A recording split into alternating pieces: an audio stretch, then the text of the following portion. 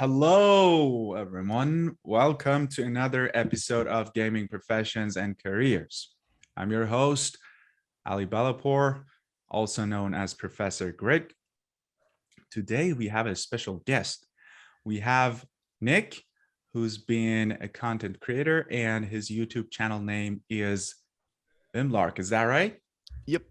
All right. So I'm going to turn it to you, Nick. Please introduce yourself. Tell our audience who you are and what do you do. Perfect. So, hi, I'm Nick. I make games basically on Twitch and on YouTube for the last, I've been doing it about 3 years. So I got into game development around the end of 2016 or so. I had never made a game before. I had never coded anything in my life. I'm a graphic designer. I have a degree in photography. I've worked in graphic design and advertising and marketing for the last, I want to say, since about 2012 or so. So I've got a good amount of time in like marketing and advertising and making art, but no coding. And about, I want to say, I have a weird path in here, so bear with me for a second. It's gonna be a bit of a tangent, but around 2012 or so, 2013, I think, maybe a little bit later, I was making content on Minecraft, right? Like everybody else was back in the day. I had taught myself how to video edit to make YouTube videos just because it seemed fun. And then I redid a texture in pixel art for one of the servers that I was playing on, and was like, "Ooh, this is fun. Let's start like a super easy challenge. Like redo every single block in Minecraft and post one picture a day until I'm done with it." So that challenge took me 418 consecutive days. Oh my God. Yeah, That's a lot of dedication. it ended up being a really, really big and long project, but honestly, it was super fun. I was able to, by the end, play Minecraft entirely only seeing my artwork. So everything I played with, I had made. It was super fun, really cool. I pretty much stopped playing the game soon after that, to be real. But the one thing that it did do for me was kind of take away some of that mystique of like how games work, right? Like I went, oh, it's just a texture file, and I can go and adjust this texture file. And then simple things like in the lava, I had to go in and adjust some of the. I mean, it wasn't code. It was just like a text file with a bunch of like how fast the frames go through. So I was like, oh, I can manipulate through this. And I kind of started to see how things paired together in games with the art. A couple years later, I wasn't really doing anything. I was feeling kind of stagnant. So I realized I really like that feeling of being able to play a game and see my art on screen moving around. So I saw a Humble Bundle, I believe, for a game engine that just said you don't need to know how to code to make a game. And it was like $15. So I was like, okay, I'll give it a shot. The engine was ClickTeam Fusion 2.5, which is a little niche engine. I was able to follow a tutorial and make a Flappy Bird clone within like 45 minutes of just like following along. I mean, it was a box that bounced up with some green blocks that came in. And I have to say, the first time I hit the button and watched the thing move, like by my direct action, was one of the coolest feelings I've ever had. Like it really, like just, I mean, it's a stupid yellow box movie, but it was just like I made it do that, and it kind of snowballed from there. I spent like a year. I was in this weird point in my life where I was just kind of alone. I didn't really have many people like that I was hanging out with. I was just my family, and I just spent my nights just digging in and making things. I used Fusion for a couple of months, and then wasn't really a fan of the interface. I found Construct. Well, it was Construct 2 at the time.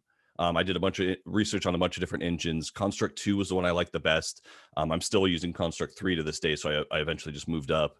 And after that, I just delved in, and that's like all I did. That was my hobby. That was my free time, was just making like weird little interactions. And because of doing marketing and advertising, I'm really big on user experience. So UX design is like one of the things that's the most interesting to me, especially digging in with advertising. How do I make somebody do something that they don't want to do? That's specifically what advertising is. Yeah. So, I make ads, and I want you to click on them, not close them. Whereas 99% of people are trying to close it as fast as possible. So how do you catch someone's eye and make something interesting to them so that they don't just immediately close it before you like get your message across? And games are kind of like that. So as I dug in, I realized there's so much user experience design involved here. just to get someone through. Like, you've heard the old saying where everyone's like, oh, the game doesn't get good for 20 minutes. Like, that is a horrible way of thinking about something. Yeah. You want to make sure that, catch them right up front. Like, so I always came in with that approach. And then, so I was making games, I started making YouTube videos again, just because I really enjoyed it. I was watching a lot of devlogs. This is back in the day on YouTube. So you had like, Danny, Thin Matrix. There were so many other people that I was watching that I can't remember the name of it at the moment. Kindred Dev back then for Swords of Magic and stuff. Oh God, for the Archvale Dev, IDOS as well. I was watching a ton of different devlogs of games being made, and I just wanted to participate. So I jumped in and just started making some of my own. I got a little bit of traction, was doing okay. From my previous times doing YouTube, I had like roughly a couple thousand. I had like 2,000 subscribers, I think, at the time.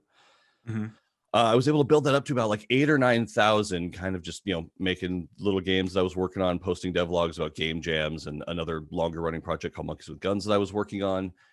And then the pandemic hit, and I got furloughed from my job like a month into the pandemic. So April of 2020, I was basically told, good luck. I got nothing. Oh my God, that's tough. I was like, I didn't know what to do. So I jumped in. I was already doing YouTube and doing decently well there. I think I had like 8,000 or 9,000 subscribers at the time. So I jumped onto Twitch because I had all this free time. So I started live streaming game development and art and pixel art creation as well. That starts out slow, as it does for everybody. Luckily, having a YouTube audience, I was able to pull some people over. Yeah. And it just kind of ramped up. And for the last 2 years, it's for the last 2 years, I have been streaming 4 days a week, making as many YouTube videos as I can a week, and kind of surviving off of that, honestly, between YouTube ad revenue, Twitch revenue in terms of people that pay for subs on Twitch, people that donate, people that gift subs, and sponsorship money for, basically sponsors will pay to have a 60-second segment in your video. Between all of that, I've actually been able to survive for the last 2 years. Although we are coming full circle, I'm going back to my job literally in a week as of the recording of this podcast. So basically let me live for 2 years doing this and enjoying it the whole way. Interesting. That's very interesting. So basically in 2 years, you jumped from 8,000/9,000 subscribers to 80K. Yeah, I think that's roughly what I'm at right now. Around 80. 10 times. Yeah, that's pretty interesting. That's very cool, actually. So I will say, sorry to cut you off. I will say the pandemic, as horrible as it is to say, really helped. Weirdly, game dev jumped as a hobby, jumped immensely during the pandemic. I see. You had so many people that were home. I see. How many people went, I've always wanted to make a game. I've always wanted to learn how to make a game. And I luckily had a video of how I got started making games, which is kind of my big one that's kind of taken off. And I was already in the system from doing devlogs and doing game dev content. So I was in the keyword searches from doing it about for a year previous. So I will say there was a big boost, weirdly enough, because of the pandemic that allowed, I think, me to grow like I did. It's much harder to get into it and grow like that. That's a rare occurrence I find on YouTube. I see. I mean, that's definitely tough. Do you think that, so in terms of your audience, do you think they are sort of coming from the same background like you? They found extra time because they had to maybe work from home, or there has been layoffs and things like that, or what kind of people are your audience for the most part? I'm definitely in the hobbyist realm. You're not gonna again, I'm not a coder. I'm not a programmer. That's just not what I choose to do. I'm a designer. I like to create interactions for people, and the programming side is a necessary evil that I have to do to make the game because no one else will do it for me. Yeah. So my audience generally, I don't get the people. I do get people that are, work in the game dev industry, just really like what I'm doing, but I kind of see myself more as an ambassador to just be like, hey, making games is not as hard as you think it is. To quote the horrible YouTube ad that used to go around. But it really, with no experience, I was able to get in and at least start learning, right? Yeah, It's not easy by any of means. course. You need to get in and learn a lot of stuff, but the starting is a lot easier than you think it is. And for a lot of people too, it's a cheap hobby. If you would like to, you can make games entirely for free. All it requires is a computer, and you don't even need one that's that strong either. Like, you could have a fairly low end computer and still be able to make pretty fun games and experiences. Hmm. So I just wanted to share that because I deeply, deeply believe that like human beings need to make things. Like Yeah. we have a drive to make things. If we don't make things, if we're stagnant and all we're doing is consuming, we become generally pretty bitter and just dejected and distanced. Yeah. Whereas the concept of just creating something, and it could be anything, right? Woodworking, baking, cooking, like all of those things are creating something. Yeah. But just the act of making something, I feel, is one of the like biggest boosts you can have to just your mental state and mental health. Yeah. So, and games are a great way to do that. The other great thing about making games and all of that is that you're making something for someone else. So it makes you think about another person, put Hmm. yourself in their shoes, and how they'll go through something and experience something. So Hmm. by definition, of making a game, you're trying to make fun for someone else, unless you're making like a serious game, but side things for that. But ideally, you're trying to make something that's fun for someone else, which means it's less of an even like internal selfish choice of like, oh, what would I like? A lot of the times, like, what would other people like? What's fun for them? How do I play test with other people? Oh, this doesn't work for you. Okay, how do I make it work for others? Right? That's the thing. I think it makes us be outward. And then in terms of my audience, to pull it back, because I apologize. No, that's fine. That's fine. People Everything bring that that you up on talk stream all the about time. are great. Yeah. So I really, so you mentioned earlier, like you want to get this message out that, creating a game, it might sound intimidating, but it is not as intimidating as it seems, because like you do not necessarily need to have that background, programming knowledge, because a lot of people are of course afraid of programming and codes because they are complex and difficult, and that's the reality of it, right? Oh yeah. So I really love that message from your channel. And besides, yeah, I 100% agree with you, like creating something that means something, that can basically help people. So one thing with games is they offer escapism. So if you create something that would help people to have 5 minutes, 10 minutes fun while they are sitting in a subway or waiting for something, a bus, or at a bus stop or something, or maybe at home they want to take a quick break, would make them feel good. It's very fulfilling. I can see that, and that's very important.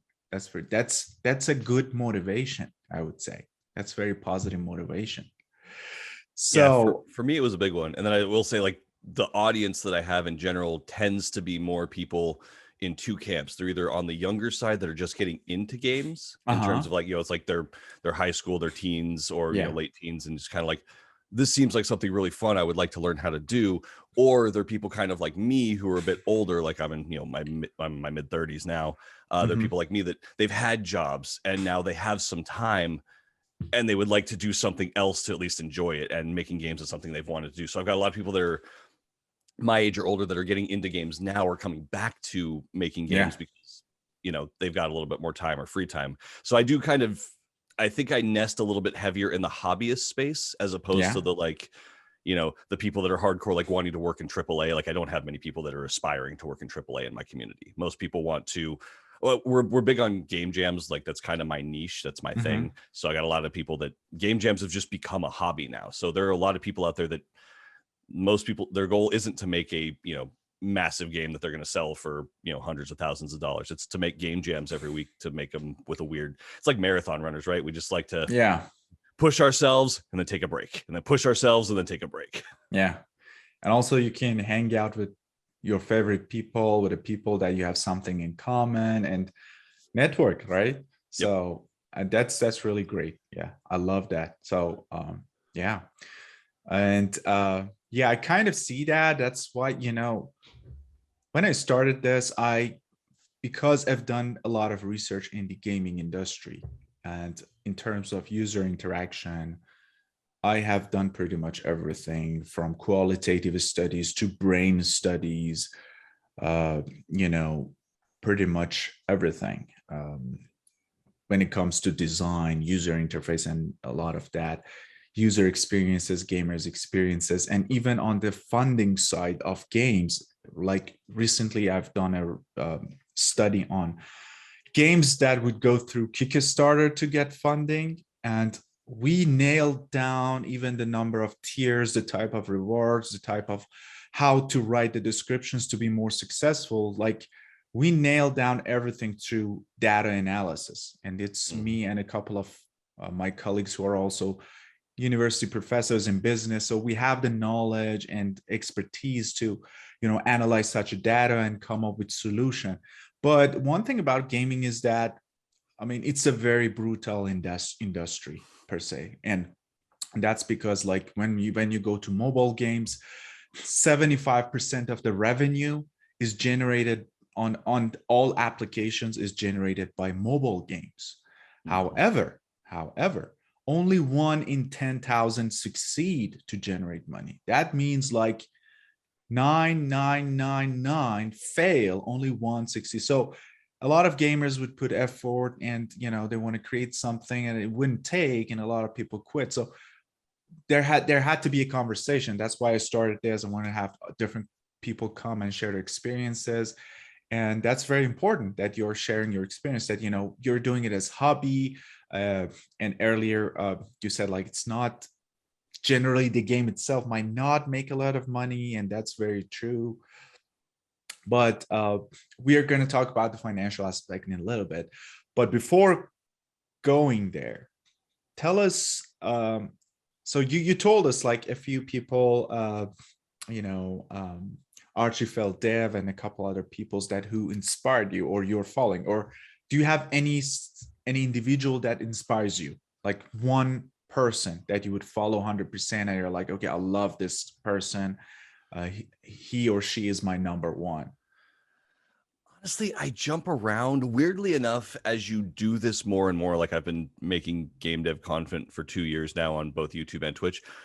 I don't watch as much of it anymore. Uh-huh. Like you kind of burn out. Like I watch a lot of other stuff.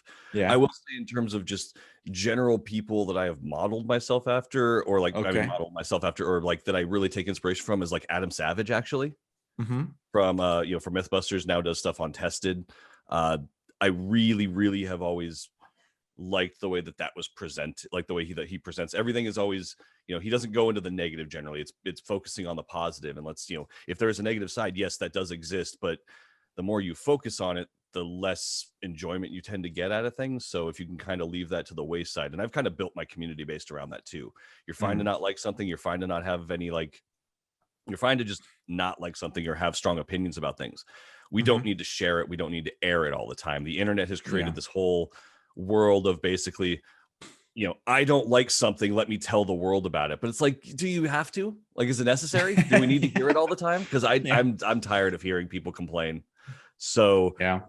I've found that if you can build communities around, and the communities go with whoever is like the head, right? So when you're talking about communities that build around streamers, YouTubers, people in general, if you look at the communities, they mimic the creator. If the creator slams stuff and dogs on things and tears into stuff all the time, the community will do that too, because the internet is all about one-upsmanship. So Yeah. everyone on the internet goes, oh, you didn't like that thing? Well, I didn't like that thing and I didn't like this thing. Oh, and you didn't like that thing and that thing? I didn't like this thing and this thing and this thing. So it kind of just keeps compounding until everybody's just basically having a big complaint fest. Sorry, try not to swear. Yeah. I Until everyone just, 100% agree with you. One thing that is very frustrating in my opinion, is that this movement among content creators, like I make ton of money, passive income, these kind of topics, it's so frustrating. There's no not working and making money. There's nothing exist in that realm. So you have to work hard.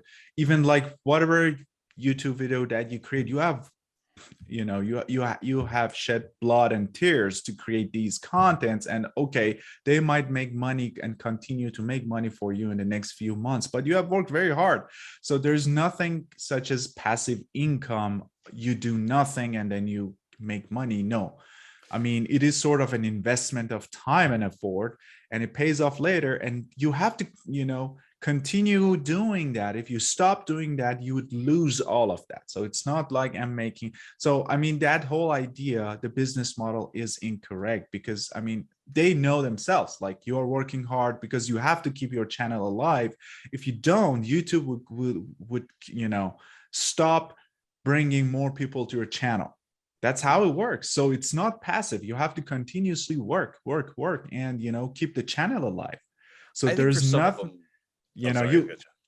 yeah. I mean, I'm talking about general, of course. Like, if you want to talk I about, think like, once you hit a certain level, like then it becomes completely passive. But you've put in a lot of work to build your brand and your personality. of course, Like nowadays, especially like in the indie game space too, where there's thousands of indie games coming out all the time, right? I don't know if it was a day or not that there's thousands coming out on Steam, but like there's at least hundreds of indie games coming out every day on Steam. Everybody's trying to release and make a game. Like I said, the pandemic brought more people into the space than ever before. And I'm talking indie specifically. This is like, small 1 to 3 person teams that are just making something on the side here and there. And getting noticed is one of the hardest things nowadays. And of course, one of the big things is just like, it's you now. Like, we live in an era where the marketing, the whole aspect it's less about the game. You do get ones that'll pop off, right? You do get ones where like the game comes out and that's the thing that catches everyone's attention. But generally, most people are following the creators and buying the games that the creators make. So by being the public part of, and that's honestly one of the hardest parts nowadays, is it's not about just making a good game. You need to be part of the community. You need to be part of the environment. You need to be part of the world. And that's how that's how a lot of people sell things. Like, I've had people and friends that, they've done Kickstarters. They've had successful Kickstarters. They've not had successful Kickstarters. They don't do like the public side of it very much. So their ability to get, seen, noticed on all of their aspects, anything that they try to do for funding or even for releasing, there's just crickets, because nobody knows who they are. It's the sad reality nowadays, is we are the product as much as our own product that we're making. And we are the things that bring in more people than the product generally will also. Like, the product can be catchy, and that's what catches people's eye. What keeps people around is you. And that's one of the things I've realized the most with doing like YouTube and Twitch and all that. Again, I'm not particularly making my living selling games. I've been making my living as a content creator. So I've been selling myself. Like, that's what I sell. I sell me, I sell my perspective. I sell the way I look at things and my ability to talk about them, right? Like, I just like to dig into, like, here's the thing. Like, I like to show off the things that I made, and here's how I thought about them and why I made them the way I made them. And I try to be as honest as I can about that. And I think that's what resonates with people more so than just like, oh, he made a good game. Like, every game I make isn't good. Most of them are weird tests that I'm like, I wonder how this interaction and this interaction combines. It's like, that was fun for a 5-minute game. It would be terrible for anything longer. And I'm cool with that. Like, that's what I enjoy making. I enjoy these weird little interactions, weird little challenges of making things in short periods of time and see how they work. But I think, it's the personality, and it does kind of run into some weird things, right? With game jams, when you're a bigger personality, more people will play your games, because the smaller you are, the less people play your stuff. The whole thing is this weird cyclical thing of, to get more people following you, you need people to follow you. Like, it's the same with like YouTube and Twitch, right? Like, to get more viewers on Twitch, you need to have a bunch of viewers on Twitch so you show up higher, because that's how people find you. So the more people that are part of you, it turns into like a snowball. But getting that snowball rolling is like one of the hardest things for a lot of people. Of course. I totally understand. Right now working on my first 1,000 subscribers, so I understand. I mean, like, the channel being new, the podcast being new, it's the first season. I know it's a headache. So the first 1,000 subscribers is 100% the hardest. So I talked about how I did YouTube for Minecraft back in the day. I did that for 3.5 years. Never broke 1,000 subscribers. Wow. I 3.5 years putting out 1 to 2 to 3 videos a week, did the whole texture pack and everything. And when I quit doing YouTube because we moved and I no longer had the space to do it in, Uh-huh. and like I was just kind of burnt out on doing the Minecraft stuff. That was kind of when Minecraft was failing, was before like the big resurgence. I stopped with like 990 subscribers. And I was just like, oh yeah, but it wasn't going up that fast back then, right? Yeah. Like that was back when I was excited to get 100 views on a video. Yeah. And I was But like, okay, well, I'm done. And somehow it picked up while I was like, Minecraft had a resurgence. I had a video, I made a Minecraft roller coaster as my very first video way back in the day. uh-huh. And that somehow kicked up. So when I came back to it like a couple years later, I was like, oh, I'm at 2,500 all of a sudden. So I didn't even get to see my 1,000 subscriber tick over. I wasn't even doing YouTube when it happened. I see. I But see. then the next big milestone after 1,000 is 10,000, and that one is crazy to get to. Once you hit that, it's like, oh, people actually like. It's weirdly in my mind, it was like, oh, people might actually like what I'm doing. Like that's when it finally clicked for me of like I might be able to expand this a little bit more. Yeah. Yeah. But those early numbers, first 1,000 subscribers, first 1,000 followers on Twitch, first 10 viewers. It's really, really hard to get those early numbers. Of course. I totally understand.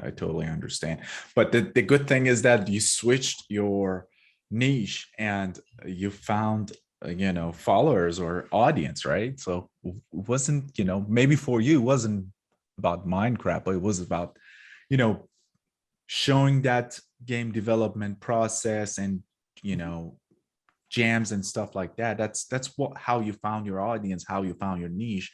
That's important. So the next thing we want to talk about, so you briefly touched on your outlook or your view of the game industry. So you said it's very competitive. One question that I ask my audience, of course, there are 1,000 ways you can engage with the game industry, whether as a streamer, as a YouTuber, developer, designer, project manager, talent manager. And we have had those guests on our previous episodes, but I want to hear your perspective. Do you think creating games, I mean, at least in a way that you're doing it, could make a viable career for someone? That's a hard one for me. So I was able to survive doing what I'm doing, but again, I'm not like, I like to just be clear about it too. I'm not living off of making games. I'm not making money from games. I'm not selling games right now. I do have a game that I'm like trying to finish that should be selling, but I'll get into why that's not even done because of a lot of this stuff too.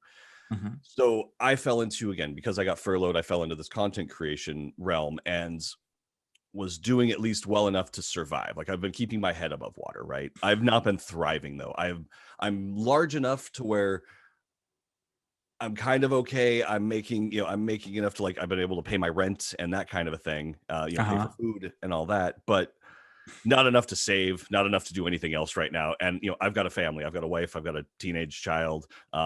So I'm kind of in this position where I'm like, I'm in kind of a rough spot, but I'm also not like the biggest YouTuber ever. Like, again, I'm in content creation. That's more my bent. So games is the thing that I'm making. The way that I'm generating revenue and the way I've been earning money has been through the content creation side of it. So I don't know. I just can't speak as well to creating games specifically as a way to make a living, like making a game and selling the game. I've never actually sold a game. I've had people donate for a game, but I've never charged for any of the games that I've made. Like I kind of equate myself almost to being kind of like a modern Flash developer with like HTML5 because I mostly focus on browser playable games. So sorry. So is that something that you decided, or is that something that your community demanded? That's something I decided and is really heavily affected by the fact that I do so many game jams. Okay. Because in a game jam, and I guess I keep saying game jam. For those that don't know, if anyone's in the audience, a game jam is basically a mini self-imposed competition on like a group of people. You set up a time limit and you set up some sort of theme or rules around making a game. At the start of the jam, usually there's a theme announcement. So, maybe, there's only one, or, like I literally just finished one at 4 a.m. this morning. That was, the theme is, it is not real. So you start off with something kind of nebulous or kind of an interesting comment, like your interesting statement like that. and that needs to be used to form your game. And you have, I think, like the one I just finished, it was a week's worth of time, or you have 48 hours. And the idea is you got to crank and make an experience for people to play in that amount of time. At the end of the jam, everyone submits their game. Then the community goes and plays each other's games, rates them, leaves comments, suggestions. And it's a great way to get feedback, especially for starting out devs, because it's really hard to get feedback on the things you make. Getting people to play your game when they have no idea who you are is a really rough situation. So game jams are great for that, because it allows people go in and play the games of other people in the jam, because those are generally the only people that can rate. So you play and rate everyone's games, and everyone just wants to do well. I personally don't care about rankings or ratings in game jams. I have been lucky enough to win game jams. I've also failed plenty of them, but I try to go in mostly just trying to make something interesting. But yeah, that's kind of, so I just realized I kept saying game jam, and I should probably clarify what that is. I've also lost my train of thought because I go all over on tangents. Again, no, I'm sorry. This comes up a lot. Of people are like, how did we go from this topic to this topic to this topic? I'm like, that's how my brain works. That's fine. I mean, you're absolutely fine. I was going somewhere. You're on the right track. Okay, so you're telling us about game devs. So some of the audience might think, okay, where do I find them if I want to connect with people? Where do I find them? Game jam specifically, I use itch.io, which is kind of like, that's where I host all my games. They have a whole game jam section.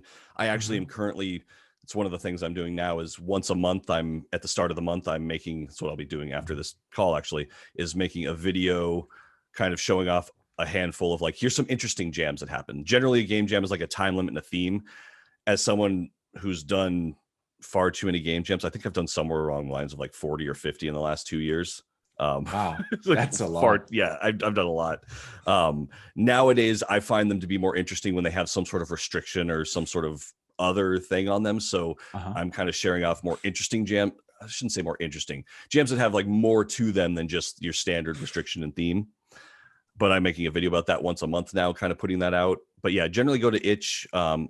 It's the place I know of. I know there are other places. I just don't frequent them well enough to really call them out. I see. I mean, that's good.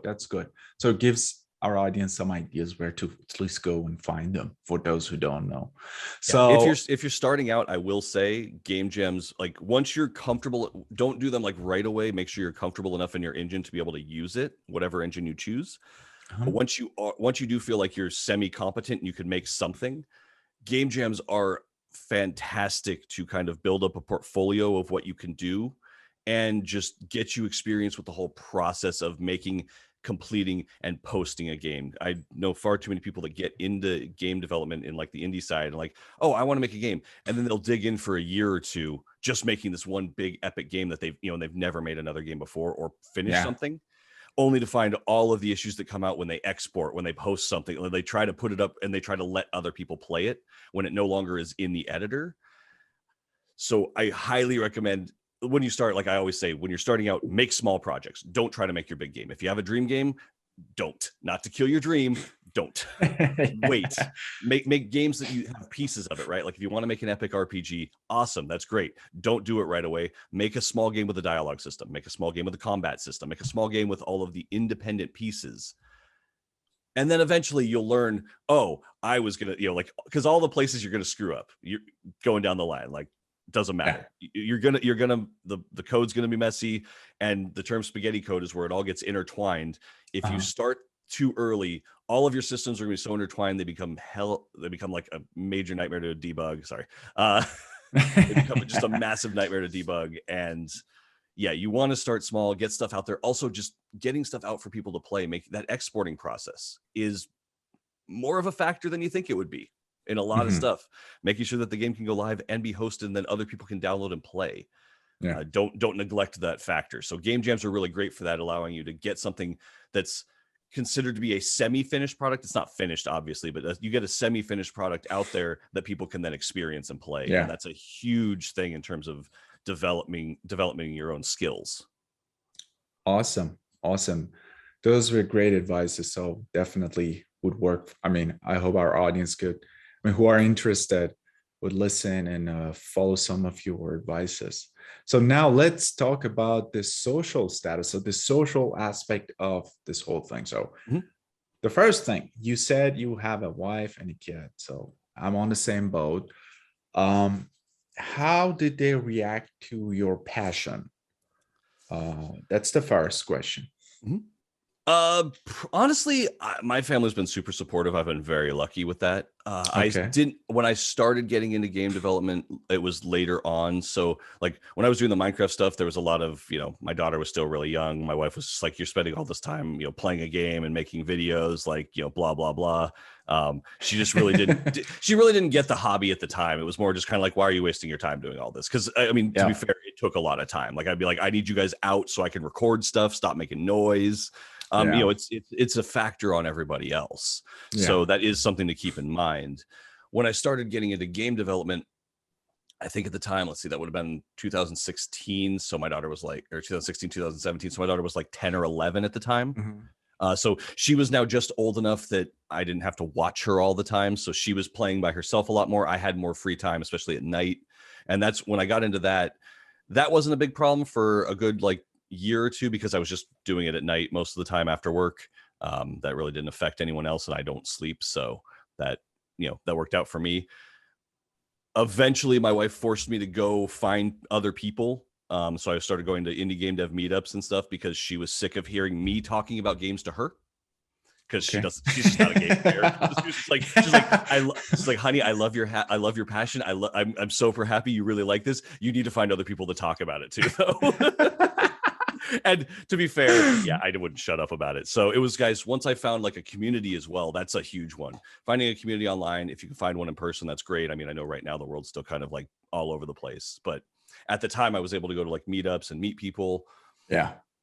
And then when it got into like making YouTube videos, when I started making YouTube videos again, it wasn't as much of a problem because I was like, I was working during the day. On the weekends, I would just spend some time on the weekends in my free time. The biggest issue that I have is recording. We live in a 2-bedroom apartment. I'm currently sitting in our kitchen. So like, I don't even have like a room dedicated to do this in. I see. Which when you're doing audio and video, that's why I always Yeah. have a green screen behind me, because literally it's my living room back there. And if my family's Yeah. walking around, so audio is really hard in it. It's not a huge deal for YouTube because it's mostly voiceover. So I can dedicate like, hey, I'm going to record for the next, half an hour kind of thing. That wasn't much of a problem. Then it's just editing voiceover. Live streaming, on the other hand, is a bit more tricky because again, it's live and Yeah. I'm next to my kitchen. So there's still sometimes on my live stream, people hear, the microwave going off and this and that because we got to live. Yeah. And they understand, of course. Now they do now, especially, well, one, it's a big difference when something's working. Like when I can turn around and say, like, when I started live streaming, that was actually my wife's suggestion. Was like, people are suggesting I do this. I was like, why don't you try it? This was at the start of the pandemic. So she's like, we're here all day. There's nothing else we're doing. Might as well. We can be quiet for, a handful of hours in the day.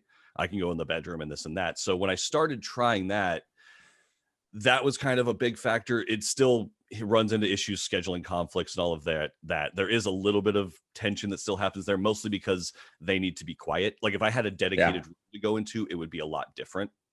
Yeah, I totally understand. But I've been lucky enough to be super supported by both like even my daughter, who's 15 and nothing I do is cool, thinks it's really neat that people watch and show up and comment and do all of that stuff. So I've been lucky enough to have support from both of them in terms of they will do a lot of, like, they have to just not exist in parts of the house while I'm live.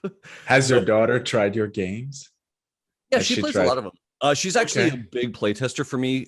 She doesn't really play them as much when they're done, but when I'm in the process of making them, she's kind of one of my litmus tests. My wife is not a gamer, and my wife is a bad litmus test for stuff because she comes in and I don't know what I'm doing. But my daughter, she's not a huge gamer, but she does play games, and when she does get into them, she really likes them. So I use her to test out like my mechanics. Yeah, and get feedback. Yeah, I recently made a game called Click the Circle, where basically it's like a reaction test game. You just keep clicking the circle and a new one pops up and this and that. And literally all I had was the circle and the scoring system. And I was like, hey, come sit down and play. And she like just kept playing and playing and playing. I'm like, okay, I need to get back. I need you to move so I can get, okay, you need to, okay, well, I think there's something here now. I think she likes it. Okay, good. That's a good sign, right? Yeah. It's like if she wants to keep playing, I tend to use that as a good sign. So my daughter's used more for she's a great tester, honestly, and she'll give me the feedback. It's like, she's 15, so if it sucks, she'll tell me it sucks. Of course, of course. And for the audience, those were great advices. Of course, having a supportive family, even your family can help you with testing your games and stuff like that. And yeah, so how your friends think about what you're doing, like outside of your own family, like let's say your parents, brothers, sisters, cousins, your friends, um, your social friends. What do they think about this? Um, I'm in an interesting boat. So when I started getting into this, I legit really didn't have any friends. Like I was going through this weird period of my life where like so I used to be a board gamer like that. I played TCGs and board games. That was kind of my thing. Like I actually didn't play video games through a good chunk of like my late teens and 20s. I was a tabletop gamer. Like I played board games, I played card games. So when I got back into video games, I really didn't have any friends that were video gamers at all. And then my board game groups kind of moved away, and that's when I started getting more and more into video games. So by the time I started making games, a big reason that I started doing it, I was in this weird rut of all of my friends had moved away. I really didn't hang out. So I went to work, I came home, I hung out with my wife and my daughter, and that's all I did. Like I didn't see anybody else really at the time. And I spent like a year just by myself just doing that. And that's why my wife eventually was like, you need to go find people because you can't keep talking to me about this. yeah, Because I literally spent a year just by myself doing that. So I didn't have a whole lot of like interaction with other people about games specifically.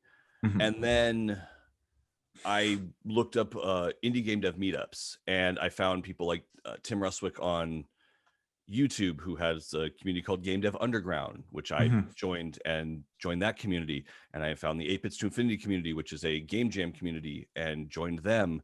So I started joining communities on Discord, and I started to go to I am lucky enough to live in Southern California, where we have a really, really good indie scene with some really cool people and some really talented people. So I was able to go to meetups once a month, and I've got massive anxiety, like issues, like massively, especially when it comes to like social and any of those kinds of things. Like I almost didn't go. I sat my very first meetup. I legitimately sat in the parking lot. I got there about 20 minutes early and sat in the parking lot in my car debating leaving. Like I was there and I was still debating going home. I eventually forced myself to go in. I wasn't going to show. They convinced me to show stuff I was working on. Got an amazing response. I will say the one thing I have noticed, the indie game dev community mostly has been super supportive and awesome. Now, keep in mind, I'm white guy, which other people's experiences may vary, but for the most part, I will say the community has been super inclusive that I've seen. I know there are aspects out there that are not great, but I have mostly experienced really supportive people in kind of all aspects. Mostly everyone just wants to see other people make cool things. I do know people that, especially once you start doing anything on the internet, you get the people that are hateful. They come out of the woodworks. I see. But generally, the people in the community themselves have all been super supportive and super just really, really encouraging. And I've kind of found that across board, both online and in person. And that's kind of the big one. So now most of my friends are from that indie game dev meetup, like my in-person friends. And that's like that. So they already knew. I wasn't doing YouTube at the time when I first started going to that, but they're in the world as well. So the whole aspect of like making games with my friends, they're doing the same thing. Like I'm an obsessive person. So when I get into something, that's kind of all I care about. And that's mostly what me and my friends all do, right? We're all game devs at this point. So I mostly just hang out with game devs now. That's very cool. So you briefly touched on some of the issues that some people might encounter. I mean, you pointed like you being a white guy, you had generally positive feedback, but recently on the media there has been some conversations or problems with companies like Blizzard Entertainment. You probably have followed that. Is that a thing in game development industry or community? Are those things Oh, sorry. Yeah, go ahead. Go I ahead. can only speak from the indie game. Again, I haven't worked in AAA. AAA is a whole nother beast. Like it's Okay. Mm-hmm. from the world I'm in is nothing like the AAA industry. I see. Like Mm-hmm. nothing. The night and day, right? Like this is Yeah. all the indie game scene in terms of like, you know, small person. And when I say indie, the line between what is indie and what is not is getting blurred. You've got Yeah. teams Yeah. like 100 people that are still kind of considered indie. When Yeah. I'm saying indie here, I'm speaking specifically of teams less than like 5 people, right? Like Yeah. these are people making games mostly for the passion of it and Yeah. for the enjoyment of themselves. Mm-hmm. So just caveat that to make sure that I'm clear when I'm talking about that. But I've never worked in the AAA industry. I know plenty of people that have, and I've heard the gamut of, you know, they've enjoyed it, and I've heard like I've got somebody who worked at Blizzard and they left and they have very, very choice words to say about that place all the time. Yeah. It's really fun to listen to stories. I mean, I can't share a lot of them, but they're really Yeah. fun to listen to some of these I stories. understand. I understand. But no, I mean, like it did not sound like an enjoyable place to work at all, I see. right? And I see. unfortunately, Mhm. there is this toxic culture out there. And I mean, honestly, it's in the game industry too, but it's kind of everywhere. There's just a toxic business culture out there that does basically, if you're not, you know, straight white guy, you're kind of marginalized, especially if if you're, you know, if you're female, if you're any person of color, even worse if you're, you know, if you're person of color, if you're trans, like it can get even worse for you. It's Mhm. unfortunately those kind of groups I just can't speak to, but I know that there's some bad stuff in there. I And see. that does kind of transfer over when you're doing stuff socially. Again, nowadays we are the product, right?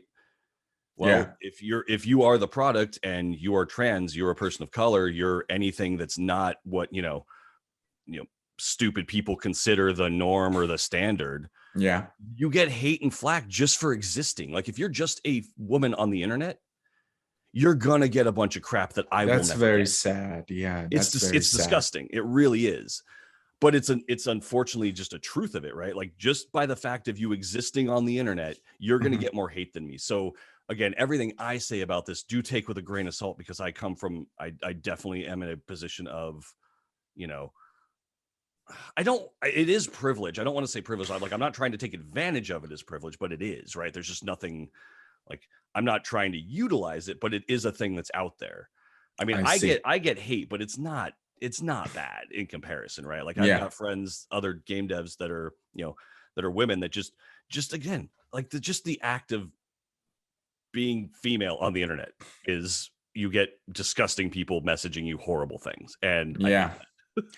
If Same with you trans are, friends as well, right? It's just like yeah. just because someone like why does it matter? Whoever a person is, let them be who they are. They're making games. Like who a person is has nothing to do with the game that you play. Yeah. Yeah, Yeah. I don't know. So I can go off on this one for a long time. It really upsets me when stuff like that happens. I try to keep everything as like inclusive as it can because we're all people. It's the one thing I do love about the internet is in general, we know everybody by screen names and profile pictures. Yeah. That's how Yeah. that's like 90% of the people that I know is by their screen name and their profile picture. Yeah. The I sad don't know part is whether that you can't see their inner self and stuff like that. If you are if you are a female, if you're a person of color listening to this, if you're part of LGBTQ community listening to this and you've been developing games, you have been a streamer, YouTuber, or you've been somewhat involved in the game industry, we love to talk to you. So please contact me. We want to have you as our next guest. We want to get your story out. And one other question about the social aspect. So you briefly talked about it, but did your wife and your daughter start taking what you're doing more seriously when they started seeing numbers, like in terms of dollars going up, and when they started seeing, okay, now it's actually working, it's making money, this could be a business or something? I mean, in terms of your YouTube content creation and your Twitch, did their attitude change in terms of their support and their collaboration with you in helping you creating these contents? Oh, for sure. I mean, numbers will always change anything in an endeavor. Like when I can say, oh, I hit 10,000 subscribers, like that's a lot of people. As the numbers go up, people take more notice. It's the Yeah. same, you know, how many people I say like, oh yeah, I do YouTube stuff. They're like, oh yeah, you know, like, oh, how many subscribers do you have? And when I say like, you know, I think at the time, you know, I'll be like, oh, I've got like 70,000. You watch people go from like, oh, he's gonna say a couple hundred. Wait, what? Like you watch people's reactions physically change to like, Yeah. oh, like it goes from, because there's so many people out there. It's like, oh, I've got, you know, I do YouTube, I live stream, I've got a podcast, I Yeah. do this and that. The Yeah. moment the numbers hit a certain level, and everybody has that level that makes them like stop. Like I've definitely said, you know, I've got 60,000. Watch people be like, oh, that's nothing on YouTube, you know.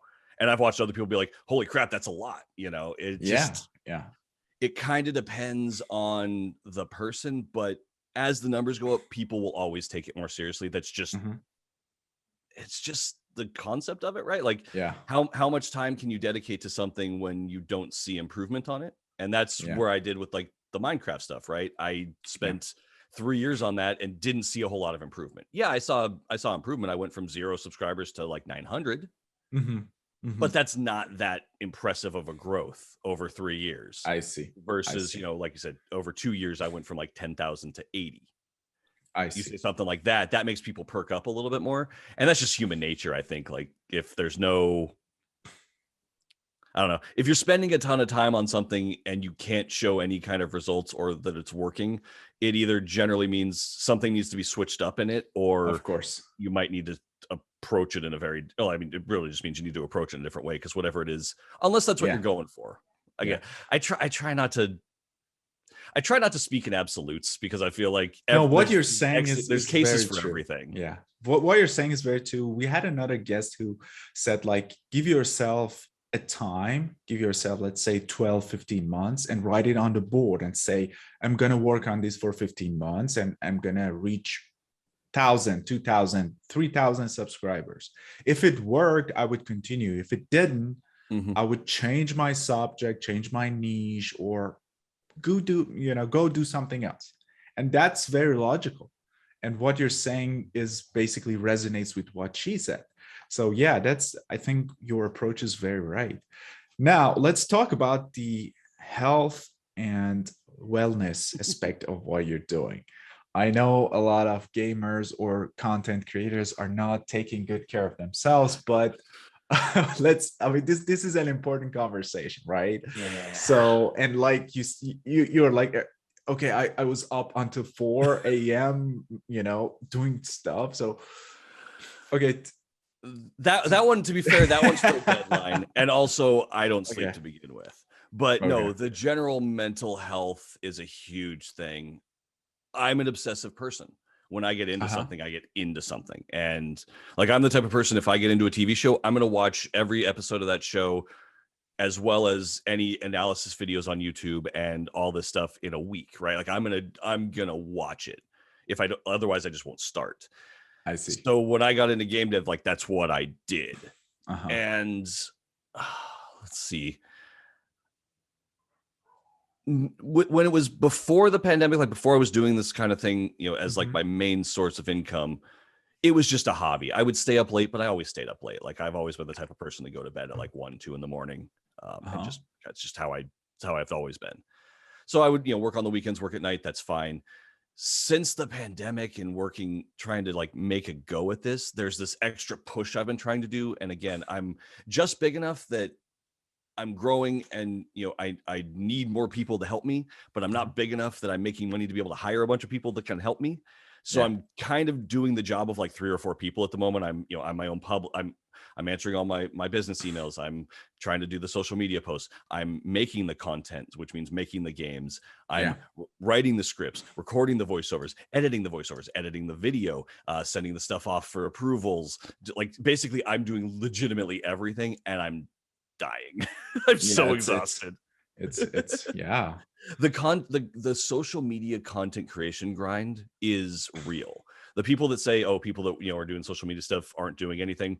No, it's tough. a lot of work. You need Yeah. until you hit a certain level where you can hire people to help you with it, right? Yeah. But there's this middle road where you need to work your butt off Yeah. until you hit a certain level. And I've been running through that. And again, I can't remember if we've mentioned or if we mentioned that before we started recording. Like I'm going back to my previous job, finally coming off of all the furlough and all that in a week. Mostly some of it is just I'm hitting that point where I'm tired. I've been grinding this for 2 years now with like no breaks. You don't get time off. You know, the days that I take off that I'm not streaming, I'm editing. I'm writing scripts. I'm working on the things I need to make. Have you thought about like dedicating a small part of what you're going to make through your job that you're going back to, and investing that into your channel, like outsource the editing, outsource the social media? Because right now, so I started doing a couple of edits and I was like, it's going to take a lot of time because I have another full-time job. I have to teach classes, do research and stuff like that. So the way that I started, even though my channel is kind of new, the podcast is in its first season. So I have outsourced my editing. So the person who created my logo, editing, and all of that, I've outsourced that, and I went on Fiverr and found some people who are willing to work with me continuously on certain number of videos or audios that I need them to produce. So that could help you, expand, right? And it's gonna help you. That can boost. That's my plan. Yeah, because the big thing for me is I have been unable to reinvest anything I've made. Yeah. Because of the pandemic hitting. Like I wouldn't have started doing this or even attempted to do this full time at the stage I was in when I did. The only reason I even made a go at, the like doing the live streaming and YouTube. I mean, I was already doing the YouTube as a fun side thing, but the only reason I made a go at it was because, the pandemic hit and we were home and I had nothing else to do. And then it was doing decently well, but all of the money that was coming in was going to bills. Right, to get into like the financials, like everything that was coming in like goes to bills, food, and gone. So I was unable to take anything I was making and reinvest it, and it's still to this day. Like I everything that's coming in is going immediately out for living. So I have yet to be able to like I would love to hire somebody to make some emotes, edit for me, do this and that, like just little things that can take hours of work off my plate. I mean, editing for me. To make a video, I generally say it take however many minutes the video is and multiply it by 2 to 3. So if it's a 10-minute video, it took me 20 to 30 hours to make, generally. And that's just the video part. That's not counting whatever was made for the content. So if it took me a week to make the game for it, I spent a week making the game and then 30 hours making this video. Like that's a lot of time that's dedicated that I could be using to make more games, more content. I'm glad you're sharing this with the audience. So I'm very glad. The one thing I think that people don't realize, like the social aspect takes up almost more time than the game development itself sometimes. Like even if you're not trying to do YouTube specifically where you're making big videos, just the aspect of you need to share on Twitter, TikTok, all these places. And I'm really bad about it because I hate social media. I consider it all cancer on the world. But it's required. Like, but you have to do it. It's required. You have to do it. And I'm like, it's a grind for me. It's like pulling teeth. But you need to get in. You've got to, while you're working, you've got to remember to save clips. You've got to remember to edit those clips, export those clips, post those up there. Like that alone takes time every day that you need to do. There's just so much in the aspect of creating things for everyone to see that's on top of the creating thing you want people to see, which is, I hope that makes sense. Like there's a lot of that extra on top. So I'm looking forward to like, when I go back, I'm going to move my streaming schedule to being on the weekends and sometimes at night, because right now I've been streaming during the middle of the day. So I normally stream noon to 5 my time, which has been great because I'm on the West Coast of, I'm in California, which means I hit good time zones for Europe. That's always the one that's going to be the rough part is my Europe time zones. Everyone in Europe, I'm sorry, because we're GMT -8. So normally when I start at noon, it's 8 p.m. over there. Now, if I start at 6 o'clock my time, 6 p.m., it's math, but it's early for the morning for them.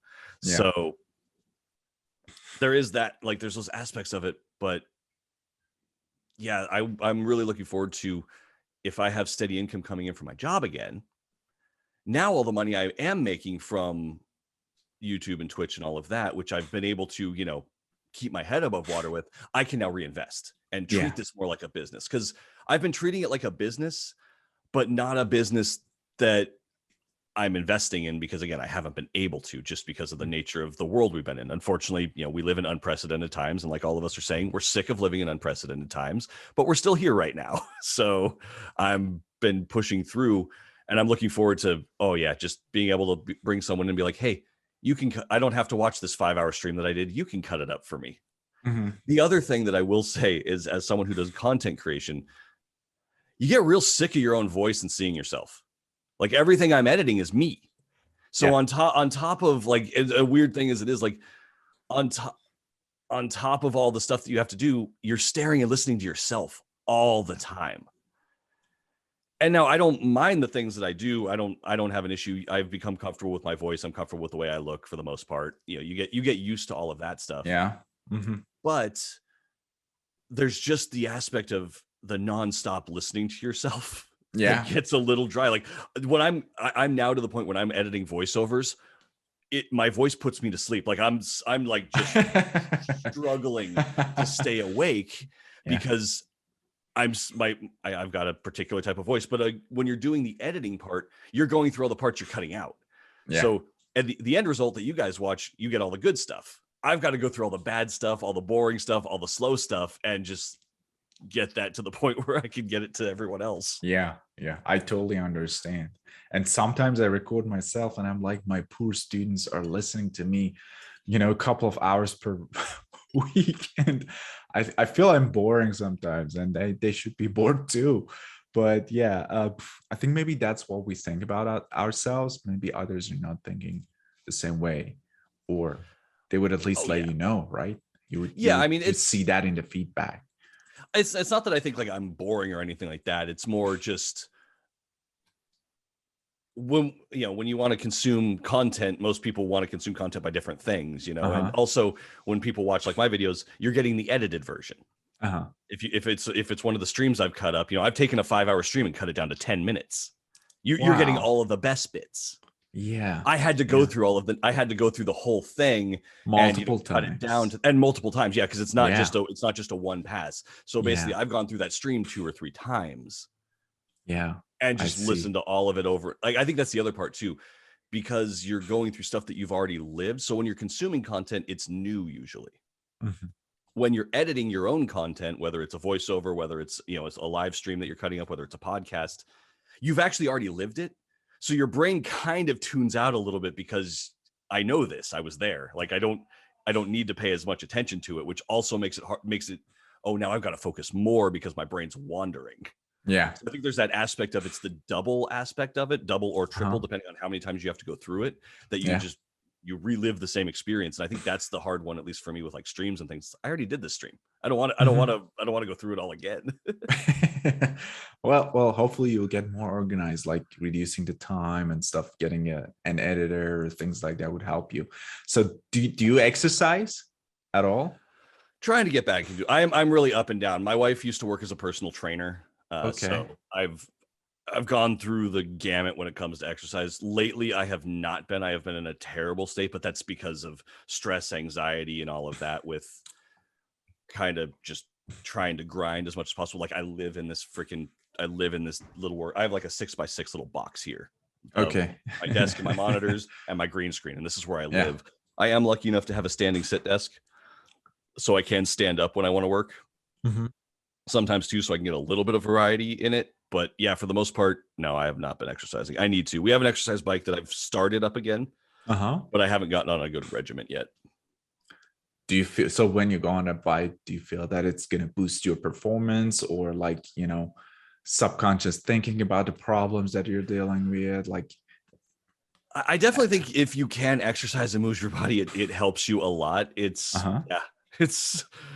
it's the act of just doing it. It's the hardest part. I think for me, I feel like it always eats up time. Like, I always feel like I don't have enough time to do all of the things I have to do. So it's taking taking a half an hour out. It's like, okay, well, if I want to take a half an hour out to ride on the bike, which I would prefer to run on like a treadmill or something. We live on a second floor apartment, so having a treadmill would be really sad for our neighbors. So we don't have one of those. Just nah, that's cool. But even doing a half an hour on the bike, it's like, okay, well, I'm gonna have to spend 10 minutes getting ready, grab all my stuff, get the water, get everything together, stretch, get on, do my 30 minutes. Then I'm going to have to shower. And so even that 30 minutes with exercising takes an hour. And it used to be that way in the past too. My wife used to work in a gym as a personal trainer. It's like, okay, well, I've got to drive to the gym. I've got to do my exercise. It's going to take more than an hour to do all of that stuff. And I'm really good at rationalizing why I shouldn't exercise while knowing I should, basically. I see. Yeah, But absolutely. no, I definitely, when I can get my butt motivated to do it, I always feel better afterwards. It's just, I have a difficult time getting myself motivated to. Yeah. It's tough. I understand 100%. So our last question is about the financial viability of what you're doing. So first of all, these are the questions that I mean, if you don't feel comfortable, you can skip them. You don't have to answer. And also, I'm gonna, put it out for the audience. What Nick is doing could be very different from what another YouTuber or content creator does in terms of what they're getting paid, how much they're receiving, and things like that. So, whatever number he's going to discuss, and I hope he would, agree to, share some of his insights about the numbers. But these numbers are not absolute. So, right. So, in terms of YouTube and Twitch and affiliate marketing and sponsorship, so tell us about like how much you're making total per month on average. Like, give us a rough estimate, if you will, and tell us like which platform would make the most for you and which routes. Okay. So that's actually the hardest part, and one of the biggest reasons why I am getting out of it as a full-time thing is there is no consistency. There is no average. Okay. I could have a month where I make $5,000, and I could have a month where I make $1. It literally depends on view numbers, how many people show up to the streams, how many people sub, how many people gift sub, sponsorships that I get that month. Like it's, and I will say it's literally in that range. It could be $5,000 a month. It could be $1. Okay. And I've That's had, good to know. Yeah. yeah, it's not even like, I think that's mostly the biggest reason why I am going back to my other job is the inconsistency when so I'm not a huge YouTuber. I'm not a small YouTuber anymore. Like I'm in that weird middle spot where like I have a decent audience, but I'm not massive, right? So you can get people that are making, tens of thousands of dollars on YouTube a month. I'm not. I'm probably making anywhere between, I'll give rough numbers here, but like YouTube from ad revenue alone. So like the other thing is when you do content creation, the revenue comes from multiple streams. So it's not consistent. So like you've got, YouTube like ad revenue. I've got Twitch in terms of the subscribers that I get on Twitch, the bits that I get on Twitch. I've got PayPal in terms of donations from live streaming. I've got Patreon. I've got sponsorships that actually come in terms of people, like companies that come to me and say, hey, put our product in your thing. I've got sponsors for streams. So I have it's all over the place and it's completely inconsistent. Yeah. That's totally how it is. Yeah, that's 100% how it is. And so for you, for a person who's in that range of having 70-80K subscribers, it's like somewhere between 1 to 5K per month, and it's not consistent, as you said, which makes sense. It has to be like YouTube that. ad revenue alone too, like when it's bad, like it's YouTube ad revenue is not even that much. Like, I mean, the ad revenue alone can be somewhere along like 500, that kind of a thing, but like it's depending on, because YouTube subscribers don't matter on YouTube. Like subscribers matter in terms of like your audience size and generally with sponsors. Yeah. But the views are what matter in terms of like if you're relying on ad revenue with YouTube, it's the view numbers. So unless you're like, I don't make kitschy viral hitting videos. Yeah. Like I'm not making videos that consistently get 100,000 views, 1 million views. Like, I'm not making those. That's just, I don't personally want to make the, I recreated X and X, or I did X and Y. Like I don't personally want to do those. The reason I'm not disparaging those at all. If people enjoy doing that, that's totally fine. What I like to do, and the reason I do YouTube, is to make fun little experiences myself and then share those. Like that's just what I want to do. Yeah. And that doesn't have the mass appeal to get like a ton of views per video all the time. Yeah. So my YouTube videos may be lower. Like there may be people that have significantly less subscribers than me that make significantly more money on YouTube ad revenue just because they make videos that hit a wider audience, but doesn't have people subscribing as much. So it's the content creation game in general is kind of all over the place. It really is. And it's that in up and down, right? If I had a bit of a mental burnout beginning of the year or a little bit before the beginning of the year, like I just fried myself, like legitimately, to the point where I was just done, super depressed and super just beat all the time, exhausted, had no desire to do anything, no drive. And I stopped making videos for a couple of weeks. And then you watch all of your numbers tank, which makes you even more depressed and pulls you down. So the other problem is when you start doing this content creation world, the numbers become even more important. Like we already care about numbers as humans. We like to watch numbers go up. Yeah. And when those numbers then account for your ability to live, they become even more important. So when you watch those go up and down and fluctuate, for someone like me who has anxiety issues, it throws your mental state all over the place. So it's an interesting game in terms of, I think that's the biggest reason why I'm like, I'm personally the type of person, I'm not a risk taker. I understand. I wouldn't have done this if I hadn't just been thrown in by the pandemic. I would have waited until it grew more. So basically you're answering my last question. My last question is, looking back, would you select doing this whole thing again? Or like, would you go a different route? What I did, yes. Oh, okay. Hang on. Like what I went through because of the situation I was in.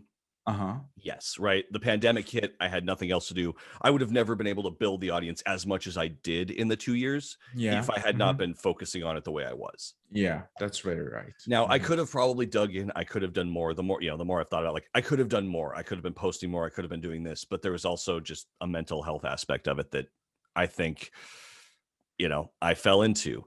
Yeah. Doing this as I started this as a hobby, and I kind of want to keep it as a hobby. Like I'm one of those people. I followed my dream. I got a degree in photography. I love taking photos. I went in, I followed my dream of, I'm going to do my dream as my career, the thing that I love doing. And I started taking photos for a living, and I absolutely hated it. And I don't take pictures. I haven't taken pictures. Like, I don't own a camera anymore. I've barely taken pictures in the last 10 years. Like, I don't take pictures anymore. I see. Because I got a job doing like portraiture and things like that, and I took thousands of pictures a year. I see. And I hated it. And I'm kind of in that same boat with like the YouTube and content creation stuff, where doing it as a full-time job makes you think about it differently. And the other thing is, I'm the type of person, I kind of wear some of my heart on my sleeve with that. When I'm not loving it, it comes across in the things that I create.